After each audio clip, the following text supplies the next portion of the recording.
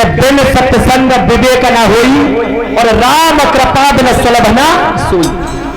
जब तक भगवान की कृपा हमारे ऊपर तुम्हारे ऊपर नहीं होगी, तुम लाख कोशिश करो कि हम यह काम कर ले, पूरा नहीं हो सकता। वो जब ही होगा जब विधाता की मर्जी होगी।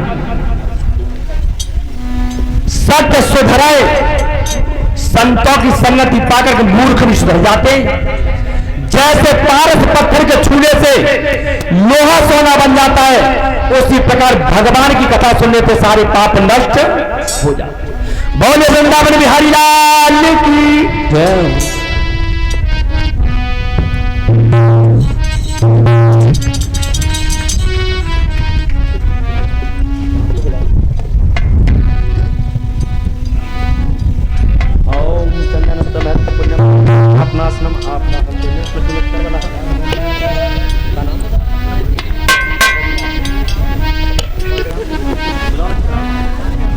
और इसी बीच प्रवीण यादव बिलौना चित्रासी से 251 रुपए की हरमाला से हमें सम्मानित किया है। परमात्मा धन धाम से भरपूर करता रहे और ठाकुर जी कृपा सदैव उनके ऊपर बनी रहे। बोले भक्तवदन भगवान की। श्रोता बंधुओं, इधर जब देवकी को मारने के लिए तलवार निकाली कंस ने और तब कहा है भैया मुझे मारना क्यों चाहते हो? अभी तो इतनी खुशी खुशी तुमने मुझे विदा किया था, अनाचक ये क्या हो गया तुम? उसी समय कंस कहने लगा कि हे देवकी, आकाशवाणी हुई है कि तेरी 8वीं संतान मेरा काल बनेगी। तो मैंने संकल्प किया है कि मैं वृक्ष को ही नहीं छोड़ूंगा जिससे कोई फल उगेगा। पर रो करके बोली क्या है कंस से देवकी, जो कहा भैया मुझे मार तो तू रहे हो। और तब कैसे बेटा पलटा जाए, कैसे महाराज? अरे मैया के जाए पीरा और पुराना तो पखत परे सुदियावे। मैया के जाए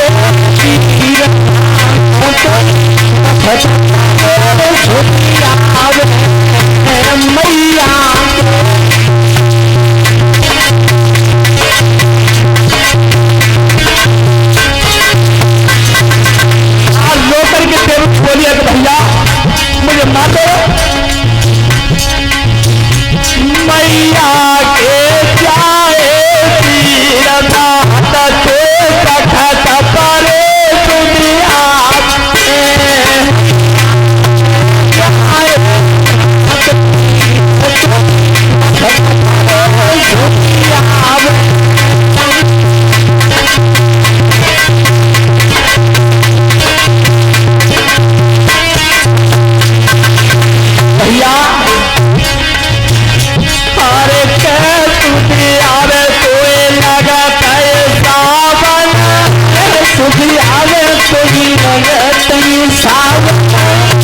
भैया मुझे मार रहे हो।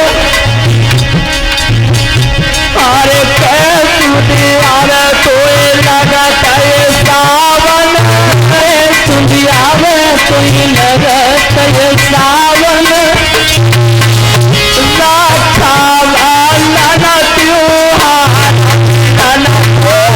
पखत परे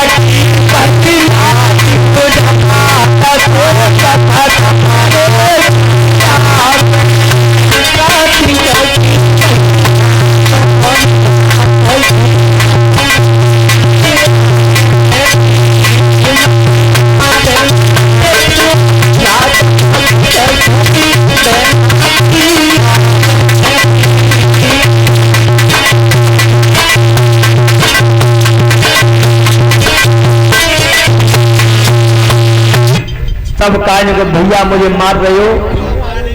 उसी समय वसुदेव ने रोका इनको कहा महाराज मारो मत, यदि तुम अपनी बहन को मारोगे तो दोष लग जाएगा। मैं कसम खा के कह रहा हूं इस जमुना पे जो भी संतान तुम्हारी बहन को होगी तो मैं तुम्हें लाके दे दूंगा।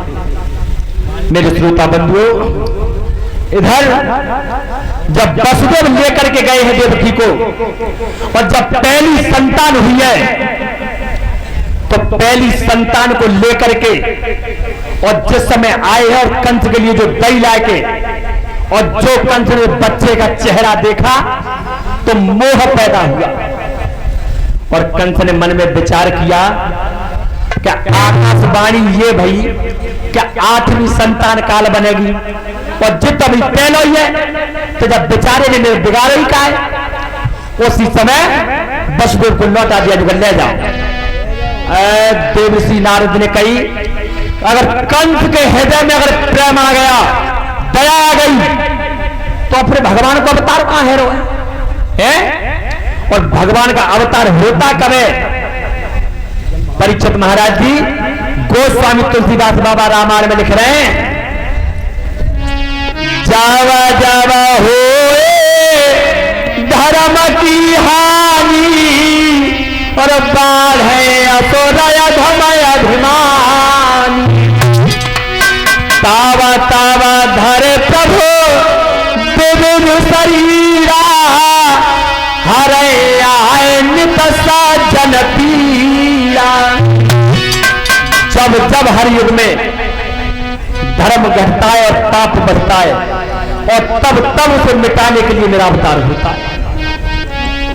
तो देवर्षि नारद ने कही अगर दया पैदा हो गई कंस के, उतनी देर भगवान में अवतार लेने में होगी। तो देवर्षि नारद चले और भोजराज कंस के पास पहुंचे, और तब कंस ने कहा कि महाराज बात क्या है, चेहरे तो उदासी क्यों है?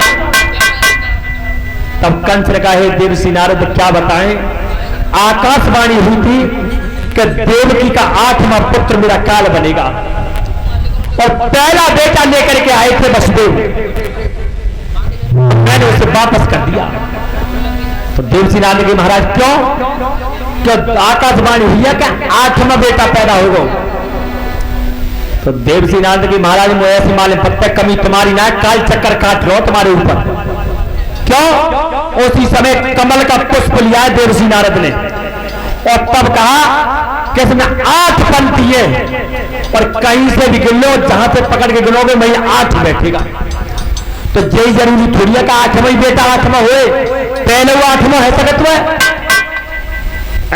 जो बुद्धि पलटी उसी समय उस बेटा को बुलाया और पत्थर की सलाह में मारा खत्म कर। धीमे धीमे 6 संतान जन्मी और 6 बेटा को मार दिया कंस ने। और जैसे 7वां संतान जब उधर में आई है, और तब भगवान करते क्या है, योग माया को दिया है, और तब बोले क्या है